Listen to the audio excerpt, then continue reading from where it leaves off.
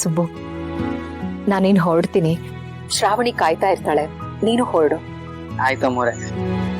ಆದ್ರೂ ನನಗಿದನ್ನ ನಂಬಕ್ಕೆ ಆಗ್ತಾ ಇಲ್ಲ. ನೀವು, ಶ್ರಾವಣಿ ಮೇಡಮ್, ಯಜಮಾನ್ರು 3 ಜನನು ಒಂದೇ ಗಾಡಿಲಿ, 3 ಜನ ಒಂದೇ ಗಾಡಿಲಿ ಇದ್ರಿ ಅಂತ ನಾನು ಖುಷಿ ಪಡ್ಬೇಕು, ಅಥವಾ ಒಂದೇ ಗಾಡಿಲಿ ಇದ್ರು ಒಬ್ರನ್ನೊಬ್ರು ನೋಡಕ್ಕಾಗಿಲ್ಲ ಅಂತ ದುಃಖ ಪಡ್ಬೇಕು, ಒಂದು ಗೊತ್ತಾಗ್ತಿಲ್ಲ ಅಮ್ಮೋರೆ. ಎಲ್ಲ ವಿಧಿಯಾಟ ಸುಬ್ಬು.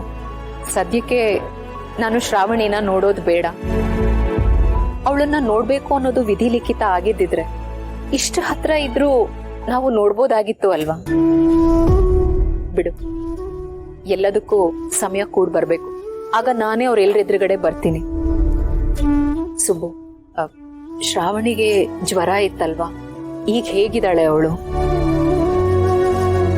ಹೆತ್ತ ತಾಯಿ ನಾನೇ ಆಗಿದ್ರು ತಾಯಿಗಿಂತ ಹೆಚ್ಚಾಗಿ ಪ್ರೀತಿ ತೋರಿಸೋ ಕರ್ತವ್ಯ ನಿಂದು. ಅವಳನ್ನ ಹುಷಾರಾಗಿ ನೋಡ್ಕೊ. ನೀವೇನು ಯೋಚನೆ ಮಾಡಬೇಡಿ ಅಮ್ಮೋರೆ. ಅವ್ರನ್ನ ಕಣ್ಣಲ್ಲಿ ಕಣ್ಣಿಟ್ಟು ನೋಡ್ಕೋತೀನಿ, ಈ ಹೃದಯದಲ್ಲಿ ಇಟ್ಕೊಂಡು ಕಾಪಾಡ್ಕೋತೀನಿ, ಚೋಪಾನವಾಗಿ ಇಟ್ಕೋತೀನಿ. ಆ ನಂಬಿಕೆ ನನಗಿದೆ ಸುಬ್ಬು. ಅವತ್ತು ನಾನು ನನ್ನ ಜೀವನದ ಬಗ್ಗೆ ಮಾತಾಡ್ತಾ ನಿಮ್ಗಳ ಬಗ್ಗೆ ಏನು ಮಾತೇ ಆಡ್ಲಿಲ್ಲ, ಏನು ಕೇಳಲಿಲ್ಲ. ನೋಡು, ನಿಜವಾದ ಪ್ರೀತಿಗೆ ಯಾವತ್ತೂ ಸೋಲಿಲ್ಲ. ಆದಷ್ಟು ಬೇಗ ನೀವು ಒಬ್ರನ್ನೊಬ್ರು ಅರ್ಥ ಮಾಡ್ಕೊಳ್ತೀರಾ, ಚೆನ್ನಾಗಿರ್ತೀರ.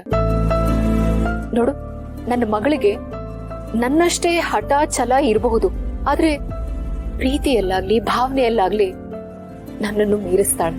ನಿಮ್ ಮಾತು ನಿಜ ಅಮ್ಮೋರೆ. ನೀವ್ ಯಾರು ಏನು ಅಂತ ಗೊತ್ತಿಲ್ಲದೆ ನಿಮ್ ಬಗ್ಗೆ ಎಷ್ಟು ಅಕ್ಕರೆ ತೋರಿಸಿದಾರೆ, ಎಷ್ಟು ಕನಿಕರ ತೋರಿಸಿದಾರೆ ಅಂತ ಗೊತ್ತಾ ನಿಮ್ಗೆ? ಇಲ್ಲಿ ನೋಡಿ, ಅವ್ರು ಇದನ್ನ ನಿಮ್ಗೆ ಅಂತಾನೆ ಕೊಟ್ಟಿರೋದು.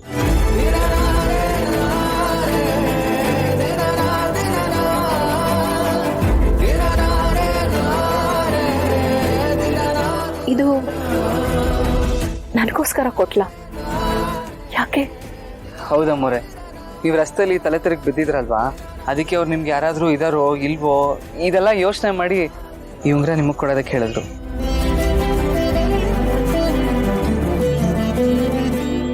ಸುಬ್ಬು, ನನ್ನ ಮಗಳದು ತುಂಬಾ ದೊಡ್ಡ ಮನಸ್ಸು. ನಾನೇ ಅವಳ ಮುಂದೆ ಪುಟ್ಟ ಮಗು ಆಗ್ತಿದ್ದೀನೇನೋ ಅಂತ ಅನ್ನಿಸ್ತಾ ಇದೆ. ನನ್ನ ಮಡ್ಲಲ್ಲಂತೂ ಅವಳು ಆಡಿ ಬೆಳಿಲಿಲ್ಲ. ಈಗ ಅವಳ ಮಡ್ಲಲ್ಲಿ ನಾನ್ ಮಲಗ್ಬೇಕು ಅಂತ ಅನ್ನಿಸ್ತಾ ಇದೆ. ತಾಯಿಗೆ ತಾಯಿ ಆಗೋ ಗುಣ ಅವಳದು. ಆದಷ್ಟು ಬೇಗ ನಾನು ನನ್ನ ಮಗಳನ್ನ ಕಾಣ್ತೀನಿ. ಅದೇ ಸಮಯಕ್ಕೆ ನಾನು ಕಾಯ್ತಾ ಇದ್ದೀನಿ ಅಮ್ಮೋರೆ. ಸುಬ್ಬು, 1 ನಿಮಿಷ.